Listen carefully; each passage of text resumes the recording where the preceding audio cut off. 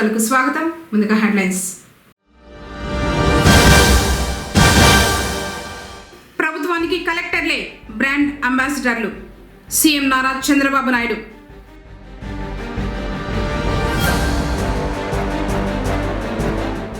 విద్యార్థుల్లో నైపుణ్యాన్ని వెలికితీసేందుకే science exhibition, MEO Nataraja Reddy.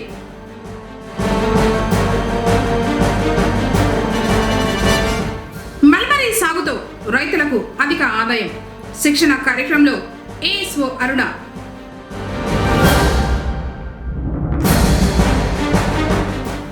ఉద్యోగుల సమస్యల పరిష్కారంపై ప్రభుత్వాలు మొగ్గు చూపాలి. విశ్రాంత ఉద్యోగుల దినోత్సవంలో మాజీ ఎమ్మెల్సీ కత్తి నరసింహారెడ్డి.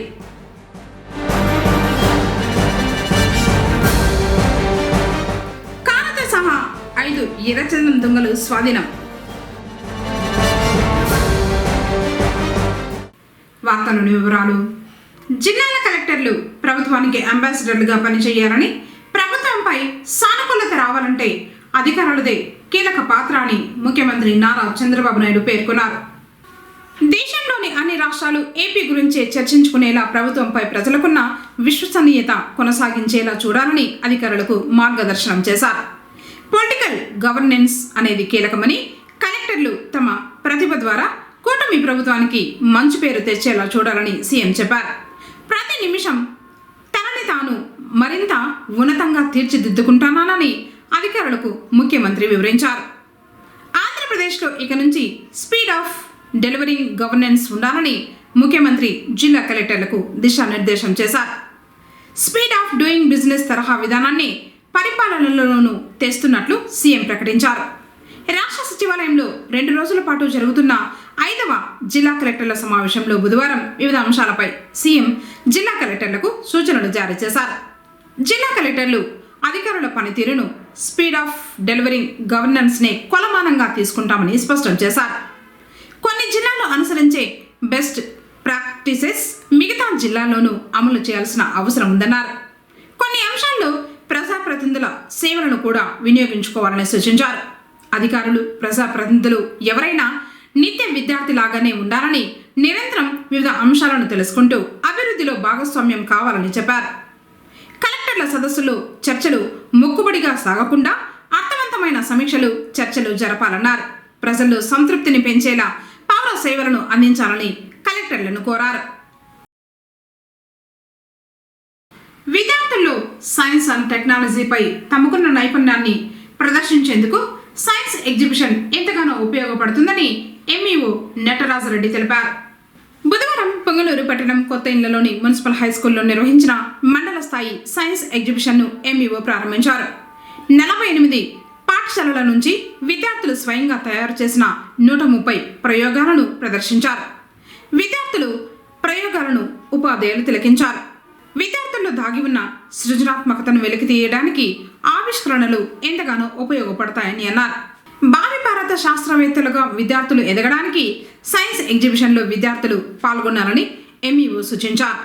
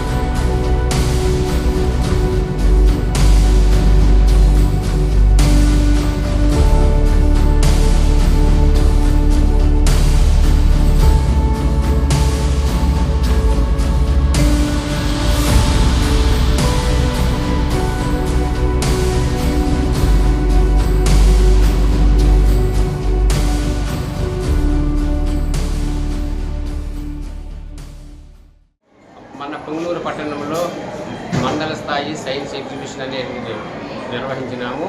ఈ యొక్క సైన్స్ ఎగ్జిబిషన్లో మన మండలంలో ఉండేటువంటి ప్రభుత్వ మరియు ప్రైవేటు భాగస్వాములు ఉండేటువంటి అన్ని పాఠశాల విద్యార్థులు వచ్చేందుకు ప్రదర్శించినారు.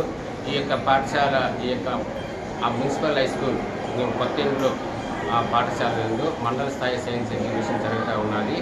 ఇప్పటి వరకు మనకి 40 పాఠశాలల నుండి వచ్చిన సైన్స్ ఎగ్జిబిట్స్ 120 మంది విద్యార్థులు పాల్గొనడం జరిగింది.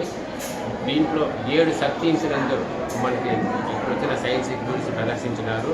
దీనిలో గెలుపొందినటువంటి విద్యార్థులకి జిల్లా స్థాయిలో 19వ తారీఖు లిటిల్ ఫ్లవర్ హై స్కూల్ నందు వాళ్ళకి జిల్లా స్థాయిలో సైన్స్ ఎగ్జిబిషన్ అనేది నిర్వహించడం జరుగుతుంది.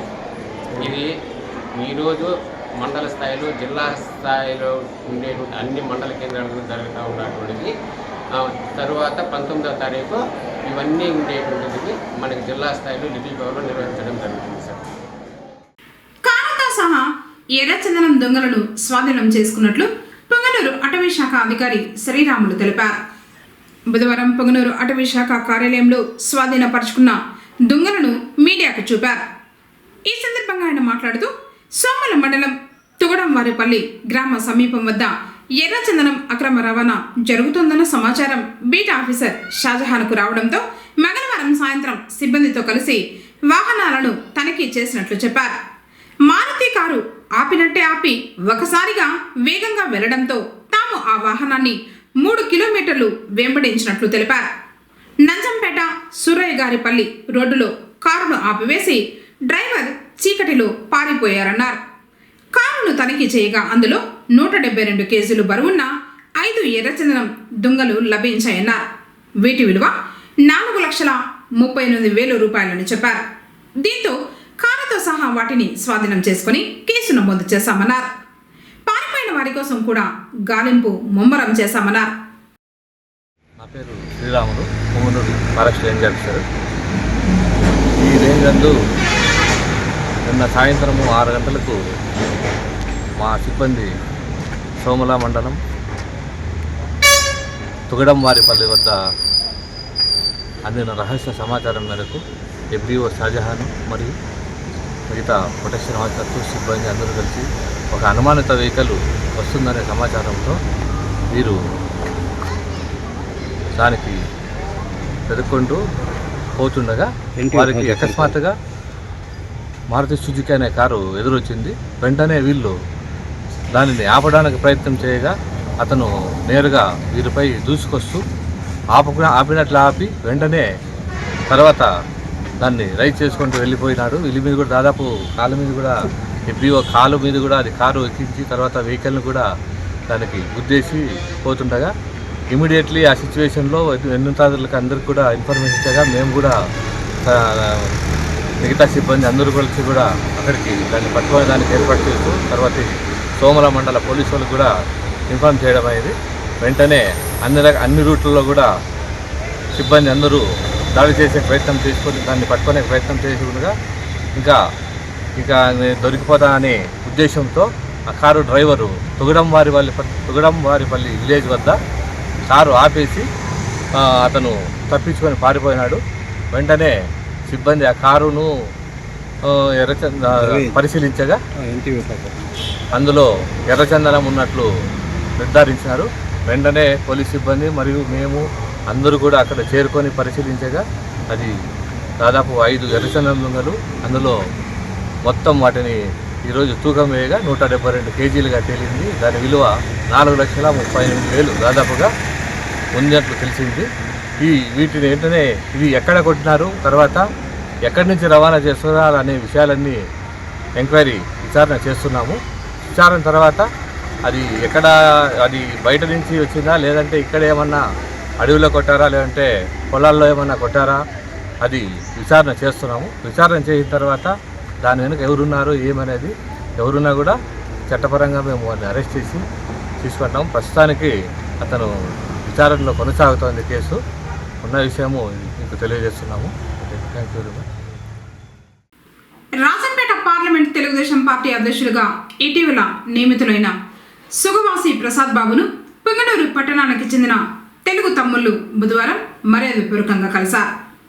ఈ సందర్భంగా ఆయనను సుబ్రహ్మణ్యం రాజు, మనోజ్, సందీప్ శాలువలతో సన్మానించి హృదయపూర్వకంగా అభినందనలు తెలియజేశారు.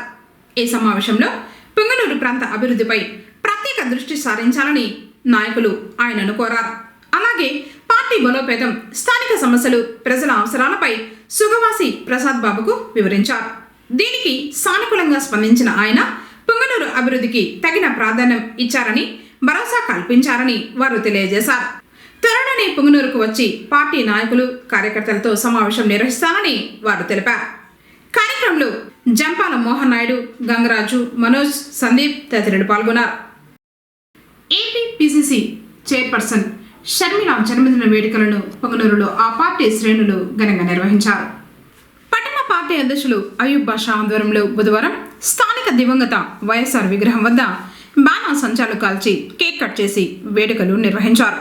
ఈ సందర్భంగా వారు మాట్లాడుతూ మాజీ ముఖ్యమంత్రి వైఎస్ రాజశేఖర రెడ్డి ఆశయాలను నెరవేర్చే నాయకురాలు వైఎస్ షర్మిల అన్నారు. రాహుల్ గాంధీని ప్రధానమంత్రి చేసేందుకు వైఎస్ఆర్ బాటలోనే వైఎస్ షర్మిల నడుస్తూ ఉందన్నారు. నిరంతరం ప్రజల పక్షాన నిలబడుతూ వారి సంక్షేమానికి ఆమె తీరని కృషి చేస్తున్నట్లు నాయకులు తెలిపారు. ఇందిరమ్మ రాజ్యం వైఎస్ షర్మిలతోనే సాధ్యమన్నారు. ముబారక్ షా, ఫయాజ్, అజ్మత్, ఇబ్రహీం, సుహేల్, సాదిక్, కాంగ్రెస్ పార్టీ కార్యకర్తలు ఈ కార్యక్రమంలో పాల్గొన్నారు.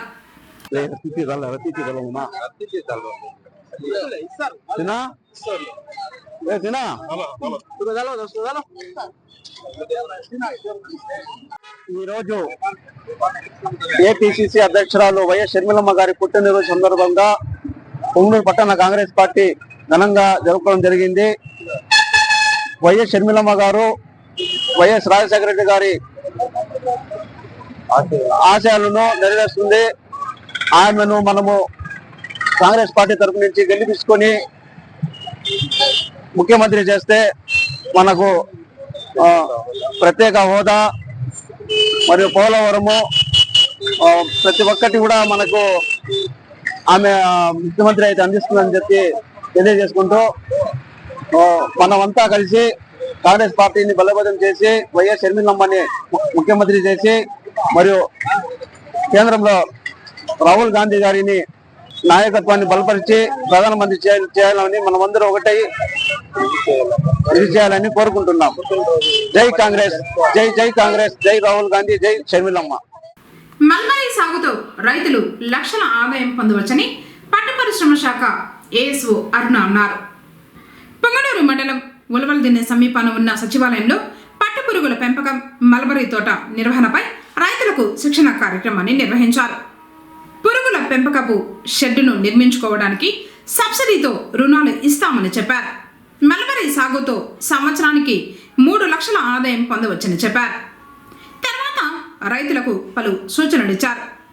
రైతులకు సందేహాలు ఉంటే 8372610957 లేదా 9985609609 ఈ నెంబర్లకు ఫోన్ చేయవచ్చని చెప్పారు. కార్యక్రమంలో టిఏ నవీన్ కుమార్, హరికుమార్ తదితరులు పాల్గొన్నారు. అంటే పట్టు పెంచుకుంటే ప్రభుత్వమే మీకు డబ్బులు ఇస్తుంది అనమాట. మామూలుగా మీరు వేరే పంటలు అయితే, ఉద్యాన శాఖ పంటలు అయితే మీరు డబ్బులు పెట్టాలి, పెట్టుబడి మీరు పెట్టాలి. కానీ ఇక్కడ మేము పెట్టుబడి అంటే మేము మీకు డబ్బులు ఇస్తాం అనమాట. అందులో భాగంగానే రైతులకి 1 ఎకరా మొక్కలు, మల్బరీ మొక్కలు నాటుకుంటే 22,500 రూపాయలు ఓసీ జనరల్ రైతులకి ఇస్తాము. ఎస్సీ ఎస్టీ రైతులకి అయితే 28,500 రూపాయలు ఇస్తాం. దాంట్లో 2 రకాల టైప్ 1 షెడ్ అని, టైప్ 2 షెడ్ అని. టైప్ 1 షెడ్ వచ్చి 3,35,000 రూపాయలు ఇస్తామన్నమాట. టైప్ 2 షెడ్కి 2,45,000 ఇస్తామన్నమాట. ఈ డబ్బు మళ్ళీ మీరు గవర్నమెంట్కి కట్టాల్సిన పని లేదు, అది మీకే అనమాట. కాకపోతే మీరు ఫస్ట్ పెట్టుకోవాలి. నెక్స్ట్ అలాగే ఎస్సీ ఎస్టీ రేటుకి 4,50,000 ఇస్తామండి టైప్ 1కి, అంటే పెద్ద షెడ్ అనమాట. టైప్ 2 షెడ్ వచ్చి 3,50,000 ఇస్తామన్నమాట ఎస్సీ ఎస్టీ రైతులకు అనమాట. దీంతో పాటు లోపల మీరు షెడ్ కట్టిన తర్వాత ఆ బెడ్ సిస్టమ్కి కూడా 74,000 రూపాయలు ఇస్తామన్నమాట. దాంతోపాటు నేత్రికలకి డబ్బులు ఇస్తాం. Next disinfections అంటన్నమాట. అంటే మీరు లోపల క్లీన్ చేసుకునే దానికి ఆ మందులు ఏవైతే ఉన్నాయో ఆ మందులకి మీరు 1,250 రూపాయలు ఇస్తే 5,000 రూపాయల వర్త్ అయ్యే డబ్బుల్ని ఆ మందులు మేము మీకు సరఫరా చేస్తామన్నమాట. దాంతోపాటు బై వాల్ట్ని కానీ మీరు పెంచినట్టయితే పలనేరు మార్కెట్ కానీ లేకపోతే మదనపల్లి మార్కెట్ కానీ వేస్తే సపోజ్ 1 కేజీ 700 రూపాయలు అనుకోండి, 50 రూపాయలు ఎక్స్ట్రా వేసి గవర్నమెంట్ మళ్ళీ 50 రూపాయలు ఎక్స్ట్రా వేసి 750 రూపాయలు మీకు ఇస్తుంది అనమాట. ఇన్ని బెనిఫిట్స్ ఉన్నాయి పట్టుపురుగుల పెంపకం వల్ల. మామూలుగా మీరు ఉద్యాన తోట పంటలు కానీ వేరే పంటలు వేస్తే అప్పులు పాలైపోతుంది రైతులు. అలా కాకుండా రైతులు పట్టుపురుగులను పెంచుకొని డబ్బు సంపాదించుకొని అని చెప్పడం అనమాట. దాదాపు మీకు 20 నుంచి 25 రోజుల్లో కానీ మీరు పట్టు సాగు చేసినట్టయితే మీకు దాదాపుగా 70,000 నుంచి 90,000 రూపాయలు మీరు లబ్ధి పొందొచ్చు అనమాట. మామూలుగా టమాటోలు అయితే మీరు 3 లక్షలు, 4 లక్షలు, 5 లక్షలు, 10 లక్షలు అప్పులు పాలైపోతారు. ఇక్కడ కేవలం ఒక సాఫ్ట్వేర్ ఇంజనీర్ ఏ విధంగా అయితే సంపాదిస్తారో నెలకు దాదాపు 50 నుంచి 1 లక్ష రూపాయలు. అలాగే రైతులు కూడా 20 రోజుల్లోనే 2వ జ్వరం లేసిన పురుగులు కన్నా మీకు మీ ఇంటికి తెచ్చిస్తారు. మళ్ళీ చాకీ సెంటర్ వాళ్ళు 2వ జ్వరం లేసిన పురుగుల్ని మీ ఇండ్ల దగ్గరికి తీసుకుని వచ్చి మీరు ఇంకా 3-4 జ్వరాలు మాత్రం మీరు మేపుకోవాలన్నమాట. సో ఇంకా ఆ 3-4 జ్వరాలు మేపిన తర్వాత దాదాపు 20 నుంచి 25 రోజులు మొత్తం పంట కూడా వచ్చేదానికి 20 రోజులు పడుతుంది. అయిపోయిన తర్వాత మీరు మార్కెట్లో కానీ వేసినట్టయితే మళ్ళీ మీకు సబ్సిడీ, మళ్ళీ దీంట్లో మీకు లబ్ధి కోసం మళ్ళీ ఒక 50 రూపాయలు ఎక్స్ట్రా ఇస్తారనమాట. దయచేసి మీరు ఎవరైనా ఇంట్రెస్ట్ ఉంటే మీ చుట్టుపక్కల కానీ మీరు కానీ మమ్మల్ని సంప్రదిస్తే, నేను కానీ మేడం కానీ ఆఫీస్లో ఉంటే మమ్మల్ని సంప్రదిస్తే పూర్తి వివరాలు మీకు ఇస్తామన్నమాట. పలమనేరు డివిజన్ స్థాయిలో నిర్వహించిన లీఫ్ టీచర్స్ క్రికెట్ టోర్నమెంటులో పెద్ద పంచాన్ని జట్టు విజయం సాధించింది. చాడేపల్లి మండలం దాదేపల్లి గ్రామం కేపీఎల్ గ్రౌండ్లో ఉపాధ్యాయులకు 4 రోజుల పాటు టోర్నమెంటు జరిగింది. ఫైనల్స్కు చేరుకున్న పొంగనూరు వర్సెస్ పెద్ద పంచాని జట్ల మధ్య బుధవారం హోరాహోరీగా మ్యాచ్ జరిగింది. ఇందులో 5 వికెట్ల తేడాతో పెద్ద పంచాని జట్టు విజయ్ కేతనం ఎగురవేసి డివిజనల్ విన్నర్గా నిలబడింది. పెద్ద పంచాని పొంగనూరు మండలాల ఎంఈఓలు తులసిరామ్, రెడ్డన్న శెట్టిల పర్యవేక్షణలో ఈ టోర్నమెంట్ జరిగింది. విజయం సాధించిన జట్టును ఈ సందర్భంగా అభినందించారు.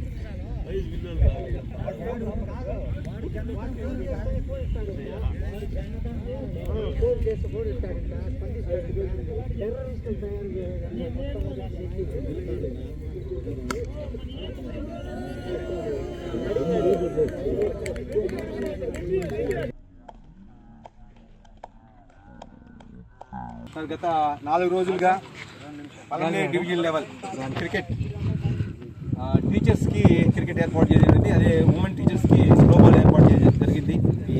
రెండు పంజానే తర్వాత త్రోబాల్ క్రికెట్ పంజాని ఉమెన్ టీచర్స్ విన్నర్స్ అవ్వడము, తర్వాత వీకోట ఉమెన్ టీచర్స్ రన్నర్స్ అవ్వడం జరిగింది. అదే పలమనేరు డిగ్రీ గవర్నమెంట్ హై స్కూల్లో జరగడం జరిగింది. తర్వాత మన క్రికెట్కి వెన్యూ లేనందువల్ల మనము పలమనేరులో లేని దానివల్ల మనం పంజానికి, తర్వాత చౌడేపల్లి మండలంలో ఉన్నటువంటి ఈ 2 ప్లే గ్రౌండ్స్ని మేము రిక్వెస్ట్ అడిగి ఎంఈఓ సార్ పర్మిషన్తో తర్వాత మేము ఇక్కడ ఆర్గనైజ్ చేయడం జరిగింది. ఇవన్నీ కూడా ఎంఈఓ సార్లు 2 మండలాల ఎంఈఓ సార్ల యొక్క సహకారంతో మేము చేయగలిగినాము, లేదంటే చేయలేము. ఎందుకంటే గ్రౌండ్ లేదు కాబట్టి. పలమనేరులో ఉంది కానీ అది సరిపోదు, క్రికెట్ అనేది సరిపోదు. మనం అందరూ క్రీడాకారులు కాబట్టి చక్కగా ఆడాలనే ఉద్దేశంతో మేము ఇంత దూరం ప్రయాణం చేసి మీ అందరి సహకారంతో మేము సక్సెస్ చేసినామని అనుకుంటున్నాం సార్. మీ సహకారం లేకపోతే మేమేం చేసి ఉండలేము. కాబట్టి ఈనాటి ఈ టోర్నమెంట్కి ఎంఈఓలు అయితేనేమి, హెడ్ మాస్టర్లు అయితేనేమి, పీడీలు, ఉపాధ్యాయులు అందరి సహకారంతో ఈ విజయాన్ని మేము మా పలమనేరు డివిజన్ తరఫున ఎంఈఓ సార్ కృతజ్ఞత తెలుపుకుంటూ సహకరించిన ప్రతి ఒక్కరికి నా వందనాలు సార్. Thank you sir.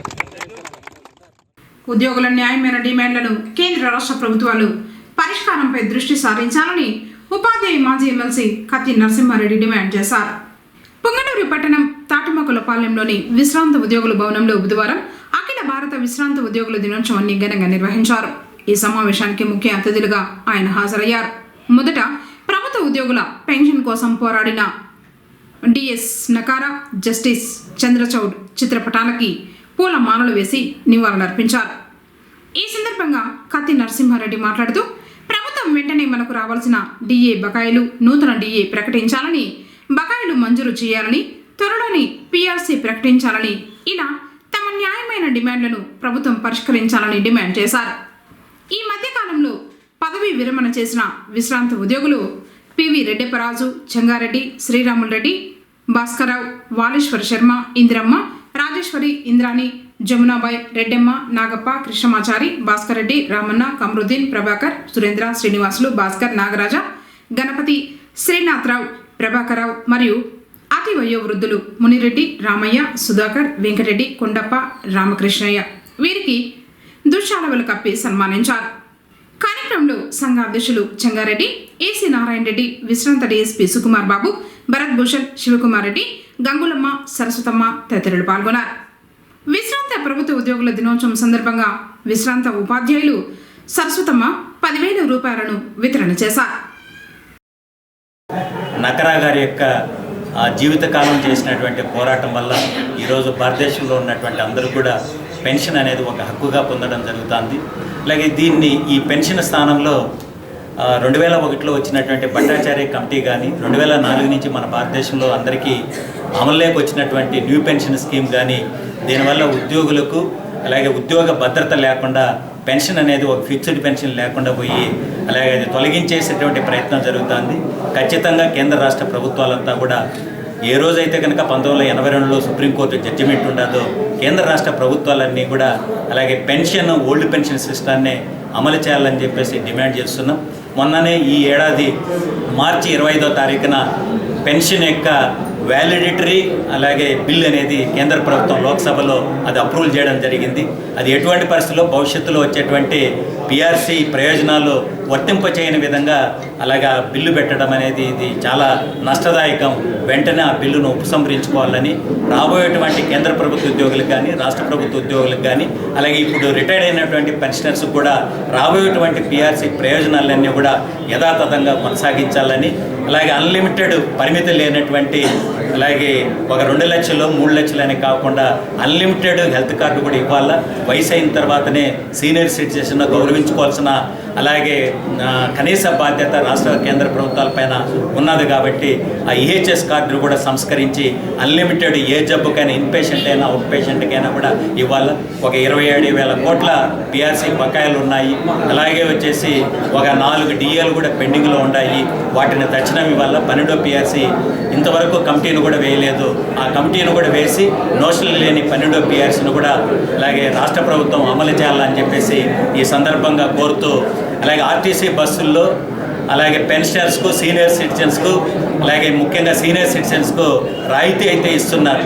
కానీ వెస్ట్ బెంగాల్ కానీ చాలా వరకు రాష్ట్రాల్లో ఆర్టీసీ బస్సుల్లో సీనియర్ సిటిజన్స్కి వచ్చేసి సీట్లు కూడా రిజర్వేషన్ ఉండాలి. కాబట్టి ఈ పెన్షన్ డేని పురస్కరించుకొని రవాణా శాఖ వెంటనే ఆర్టీసీ బస్సుల్లో కూడా సీనియర్ సిటిజన్స్కు అలాగే రిజర్వేషన్ సౌకర్యం కూడా సీటు రిజర్వేషన్ సౌకర్యం కూడా కల్పించాలని చెప్పేసి పెన్షనర్స్ అసోసియేషన్ వాళ్ళు ఏదైతే డిమాండ్ పెట్టినారో ఆ డిమాండ్లన్నీ కూడా పరిష్కరించేదానికి అలాగే ఉద్యోగ ఉపాధ్యాయ పెన్షనర్ల అసోసియేషన్లు అలాగే కృషి చేయాలా. రాష్ట్ర ప్రభుత్వం తక్షణం కూడా పెన్షనర్స్ డేని పురస్కరించుకొని చార్టర్ ఆఫ్ డిమాండ్లు పరిష్కరించుకునే దానికి పెన్షనర్స్ నాయకులను చర్చలు పిలిచి ఆ సమస్యలు కూడా పరిష్కరించాలని ఆ సమస్యల పరిష్కారానికి అలాగే మాజీ శాసనమండలి సభ్యులుగా all India secondary teachers federation జాతీయ వర్కింగ్ ప్రెసిడెంట్గా కూడా వాళ్ళ సమస్యల పరిష్కారానికి తోడు నీడగా ఉంటానని చెప్పేసి స్పష్టం చేస్తున్నాను. ముఖ్యంగా ఆ రోజు ధరం స్వరూప్ నకారా గారు మనకి పెన్షన్లు తీసుకురావడం చాలా గర్వకారణము. ఏ ప్రభుత్వం వచ్చినా మన పెన్షన్ కావాల్సిన బకాయిలు పెండింగ్ పడుతూనే ఉన్నాయి. ఒక పెన్షనర్గా రావాల్సిన బకాయిల కోసము ఎంతటి త్యాగానికైనా ఎంతటి స్ట్రైకులకైనా మేము వెలుగాడమని ఏ ప్రభుత్వమైనా పెన్షన్లకు రావాల్సిన బకాయిలైతే రాకుండా చేస్తారో వాళ్ళపైన ఎటువంటి కార్యక్రమం చేసేదానికైనా మేము సిద్ధంగా ఉన్నామని మీకు తెలియజేస్తున్నాను. కాబట్టి నేను ఒకటే ఇప్పుడు కత్తి నరసింహారెడ్డి గారు చెప్పారు సేవా కార్యక్రమాలు చేయాలని. నేను ఆ రోజు కూడా చెప్పాను. నేను ఇండివిజువల్గా ప్రగతిదాత వాలంటీర్ సేవా సంస్థ స్థాపించి ఎన్ని కార్యక్రమాలు చేస్తున్నానో మీకు అందరికీ తెలిసిన విషయమే. మనం ఒక పెద్ద అసోసియేషను పెన్షనర్స్ అసోసియేషన్ అనుకుంటే ఇంకా పుంగనూరు పట్టణంలో ఎన్నో చేయొచ్చు. కాబట్టి దాని మీద మన పెన్షన్ కమిటీ వారు ఒక కమిటీ వేసి దాని మీద చర్చించవలసిందిగా కోరుచున్నాను. సేవా తత్పరతే నిజమైన దైవం. కాబట్టి దీని గురించి ఆలోచించండి. నాకు అవకాశం వార్త ముగించే ముందు హెడ్లైన్స్ మరోసారి. ప్రభుత్వానికి కలెక్టర్లే brand అంబాసిడర్లు, CM Nara Chandrababu Naidu.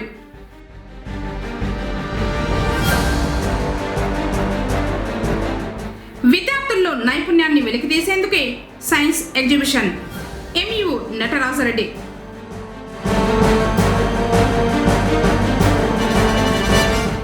Mulberry సాగుతో రైతులకు అధిక ఆదాయం, శిక్షణ కార్యక్రమంలో ఏఎస్ఓ అరుణ.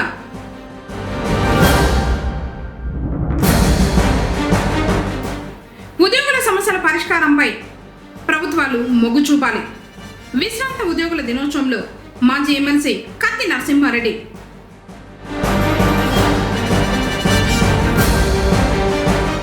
కారుతో సహా 5 ఎర్రచందనం దొంగలు స్వాధీనం.